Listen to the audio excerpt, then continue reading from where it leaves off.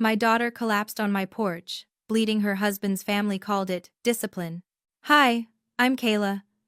My life was comfortably predictable until last Wednesday, when everything shattered.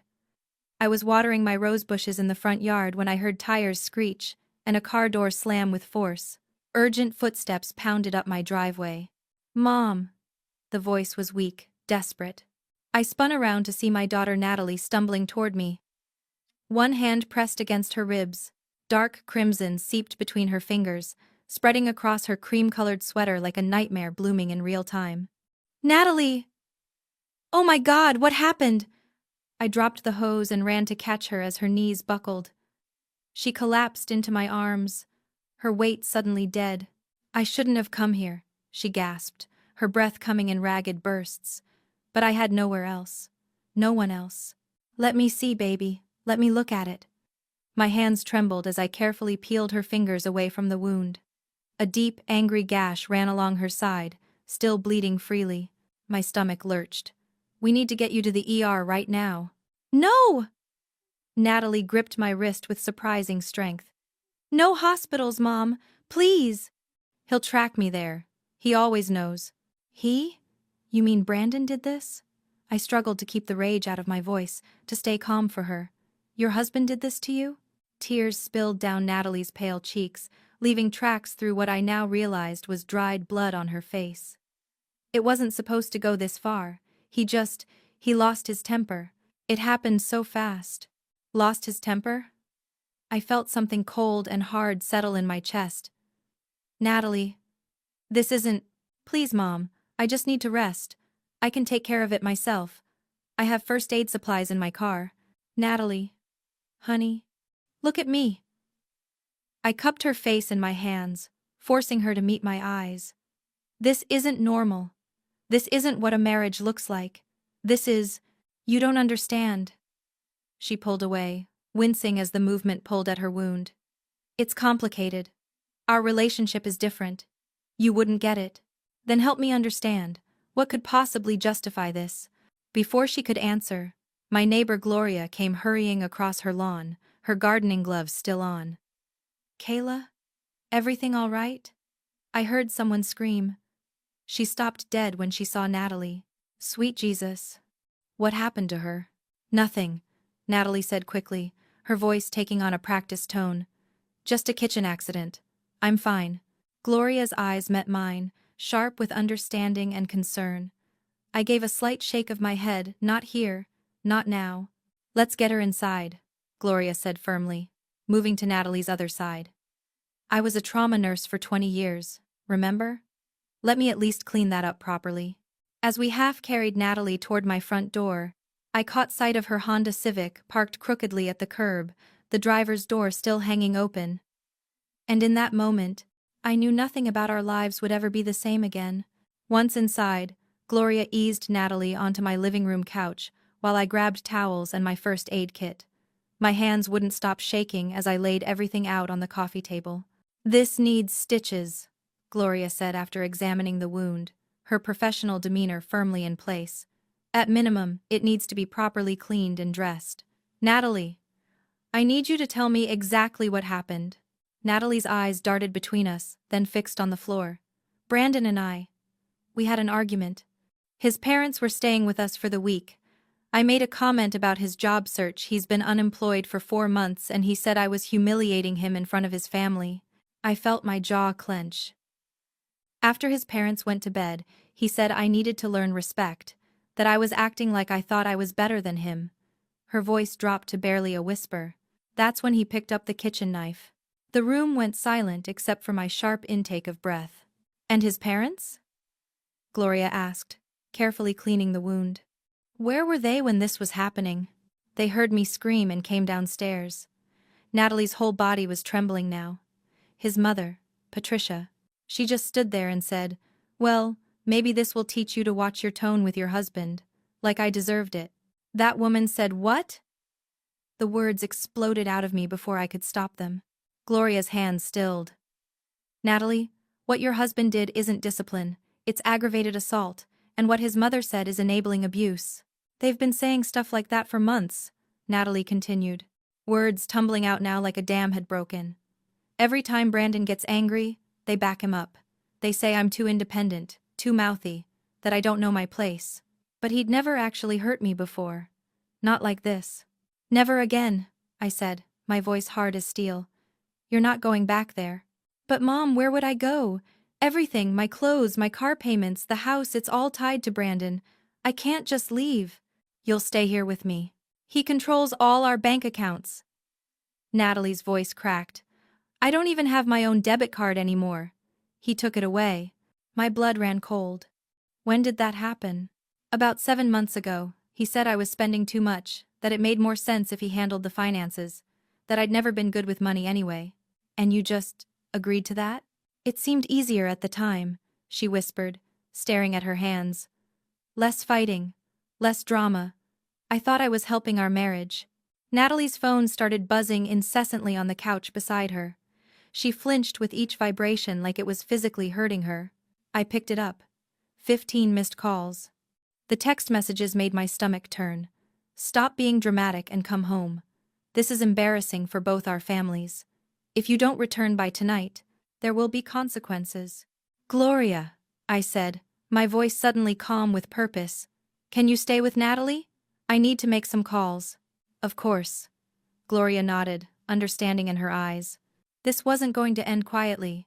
Not by a long shot. I stepped into the kitchen and immediately called my sister Rachel. She answered on the second ring. Ray, I need your help. It's about Natalie.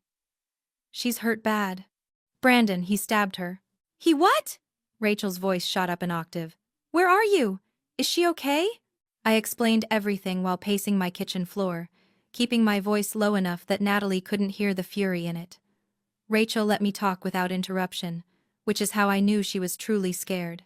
Listen to me carefully, Rachel said when I finished. Her voice had shifted into her lawyer mode, calm, focused, methodical.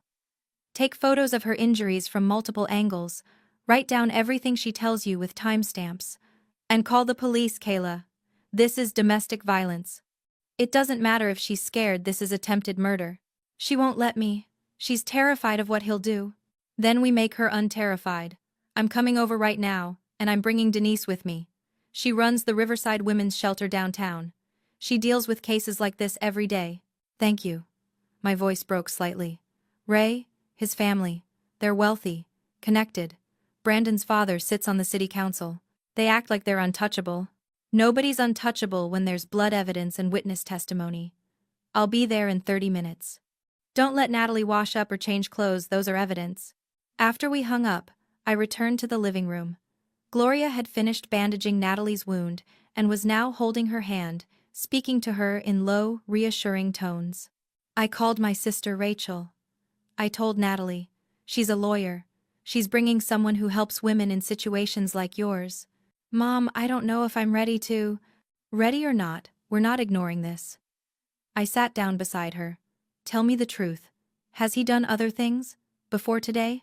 Natalie was quiet for a long moment. Then, slowly, she nodded. Not violence. But other stuff. He checks my phone constantly, he has all my passwords, he tracks my location. 3 months ago, he made me quit my job at the graphic design firm. Why would he do that? He said my boss was disrespectful to him at the company holiday party. That he didn't like how friendly my male coworkers were with me. She laughed bitterly. I thought he was being protective, jealous in a caring way. Gloria made a disgusted sound. That's not protection, sweetheart. That's isolation. What about your friends? I asked. What about Amber? You two used to be inseparable. He said she was a bad influence. That she was trying to turn me against him, so I stopped returning her calls. Same with most of my college friends. Natalie's voice was hollow. I didn't even realize what was happening until I had no one left except him and his family. I pulled her into a gentle hug, careful of her injury. You have us now, and we're going to make sure you're safe. My doorbell rang. Through the window, I could see Brandon's mother Patricia standing on my porch, arms crossed, her face set in hard lines. It's his mother, I said quietly. Gloria stood up. I'll get it. No, I said. Let me. I opened the door but didn't step aside. Patricia Crawford stood on my welcome mat like she owned it, dressed in expensive athleisure wear and oversized sunglasses despite the overcast sky. "Where is she?" Patricia demanded without preamble. "Natalie needs to stop this ridiculous performance and come home immediately." "She is home," I replied, blocking the doorway with my body. "And she's staying here." "Don't be absurd. She's being melodramatic over a minor incident." Patricia tried to peer past me into the house. "In my day, wives didn't run to their mothers every time their husbands got a little firm." "A little firm?" The words tasted like acid. He stabbed her with a kitchen knife. "It was a regrettable accident during a heated discussion. Brandon feels terrible about it, naturally. But Natalie has a tendency to exaggerate things for attention." Before I could respond, Gloria appeared at my shoulder.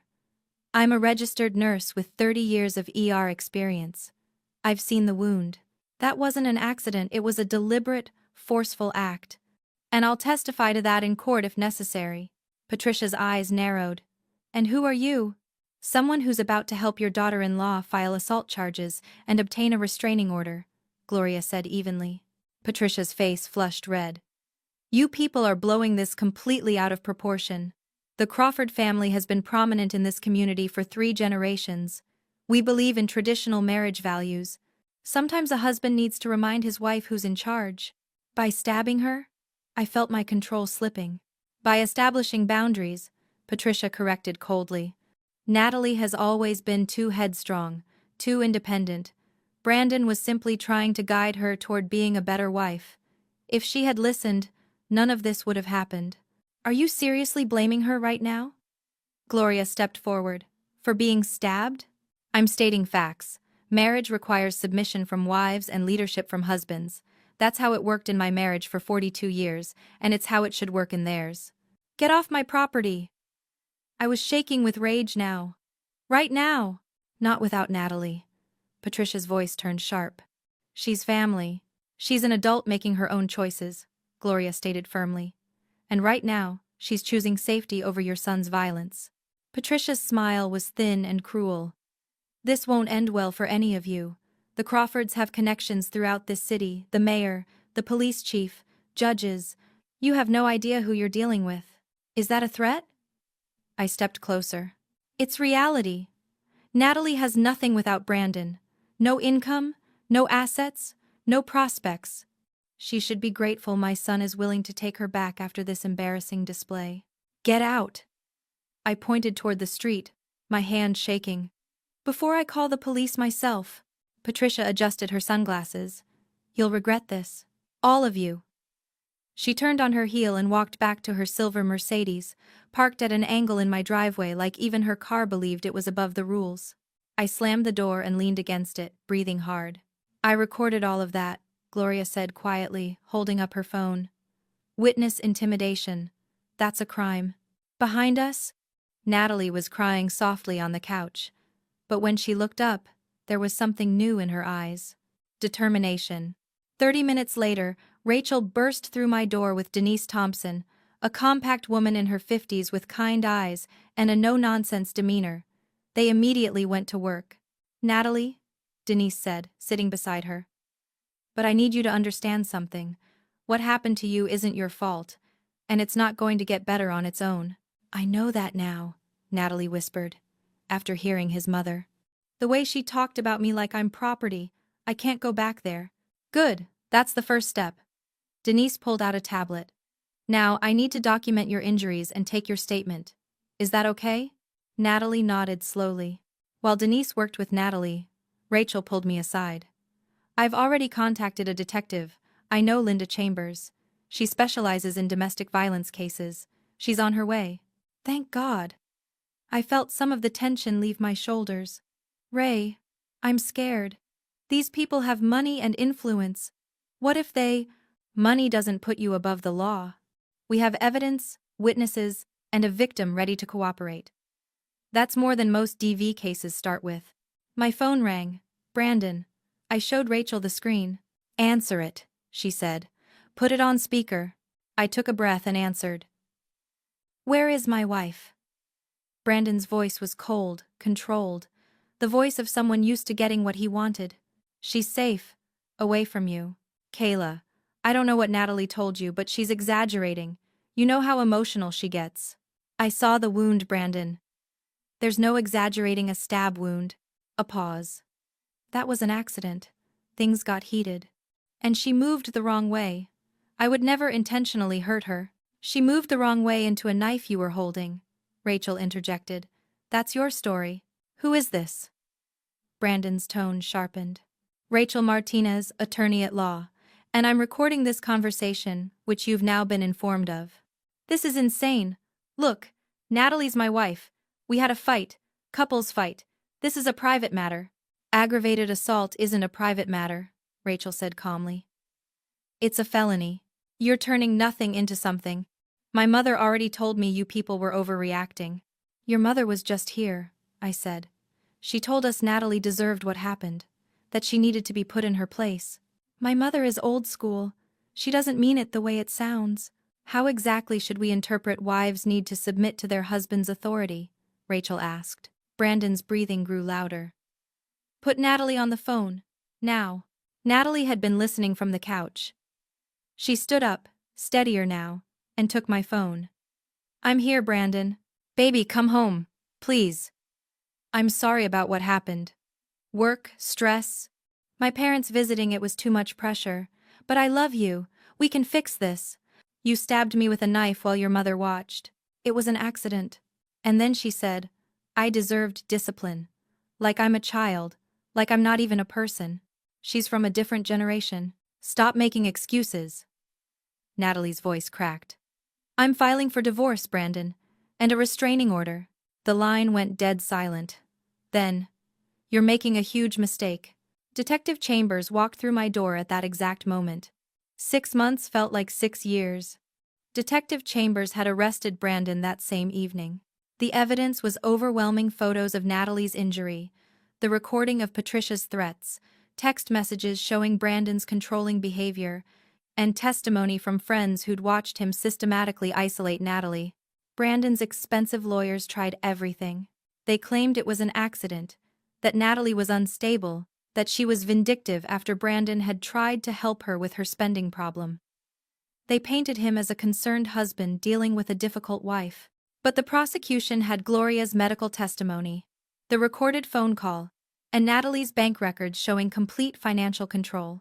When Brandon violated the restraining order by showing up at my house at 2 a.m. 3 weeks after his arrest, screaming for Natalie to come outside, my security camera caught everything. Now we sat in the Pinellas County Courthouse as Judge Henderson delivered the sentence. Mr. Crawford, you have been found guilty of aggravated assault with a deadly weapon. Taking into account the severity of the injury, the pattern of controlling behavior, and your violation of a restraining order, I hereby sentence you to 2 years in county jail, followed by 3 years probation. Additionally, the restraining order will remain in effect for 5 years following your release. Brandon's face went white. His father, sitting behind him, made a strangled sound.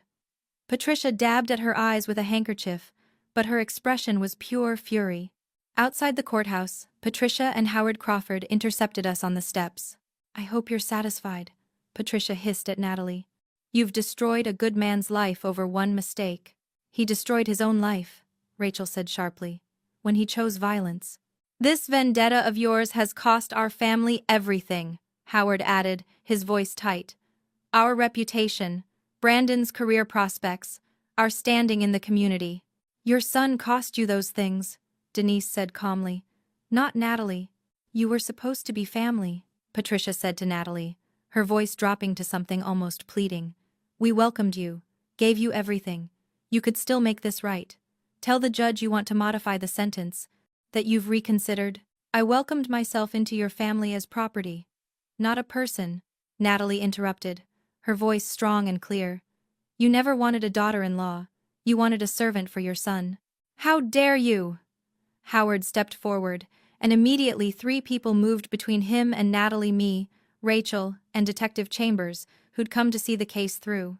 I wouldn't, Chambers said quietly, her hand resting near her badge. Threatening her now would be incredibly stupid. You can't intimidate us anymore, Natalie said. I'm not the terrified woman who thought she deserved your son's discipline. I know what I deserve now, and it's not him. Patricia's face twisted. You'll regret this. You're nothing without the Crawford name. I'm not nothing, Natalie said firmly. I never was. That was just another lie you all told me. The Crawfords retreated to their car, and for the first time in months, Natalie smiled a real, genuine smile. How does it feel? Gloria asked. Like I can finally breathe again. That evening, we gathered at my house for a small celebration. Natalie, Rachel, Denise, Gloria, and Detective Chambers, the team that had fought together and won. To justice, Rachel raised her wine glass. To new beginnings, Gloria added. To finding my voice, Natalie said softly. We clinked glasses. I watched. My daughter really looked at her and saw someone I barely recognized from 6 months ago. The hollow-eyed, trembling woman who'd collapsed on my porch had been replaced by someone stronger, more present. She'd gotten her job back at the design firm, found a small apartment across town, and started therapy twice a week. I start my advanced design certification program next month, Natalie announced. The one Brandon said was a waste of money. That's wonderful, Denise beamed. You're rebuilding your whole life. I couldn't have done it without all of you. Natalie looked around the room, her eyes bright with unshed tears, happy ones this time. Especially you, Mom. You never once suggested I work it out with him, or give him another chance. Some things don't deserve second chances, I said firmly. Some lines, once crossed, can never be uncrossed. Detective Chambers nodded. Cases like this don't always end well. Your courage to follow through might help other women come forward, Natalie. The Crawford family's influence made this highly visible. Other victims will see that wealth and connections don't put abusers above the law. I got an email from a woman yesterday, Natalie said quietly. She said she'd been married to Brandon's cousin, that he did similar things to her, but his family convinced her not to press charges. She said seeing me stand up to them gave her the courage to leave her husband. We sat in thoughtful silence for a moment, letting that sink in. What about you, Qley? Gloria asked. How are you holding up? I'm okay, I said. Better than okay. I got my daughter back. Later, after everyone had left and Natalie had driven home to her new apartment, I sat on my porch with a cup of tea. The rose bushes I'd been watering that day looked healthy, blooming despite the chaos that had erupted beside them. My phone buzzed. Unknown number. This isn't over. The Crawford family takes care of its own, and you've made an enemy. Watch your back. I stared at the message for a long moment. Then I took a screenshot and forwarded it to Detective Chambers with a simple note, adding this to the file. Some people never learn. Patricia and Howard would probably spend years trying to rehabilitate Brandon's image, rewrite the narrative, paint Natalie as the villain. They'd tell anyone who'd listen that their son was the real victim. But we had the truth. We had the court records, the conviction, the restraining order. We had Natalie's strength and her survival. And most importantly, we had each other. The sun was setting over my quiet neighborhood, painting everything in shades of gold and orange. Tomorrow, Natalie was coming over for Sunday dinner, something we'd started doing every week. She was bringing someone from her therapy group who needed support. The cycle continues, I thought. But this time, we're breaking it instead of perpetuating it. And that made all the difference.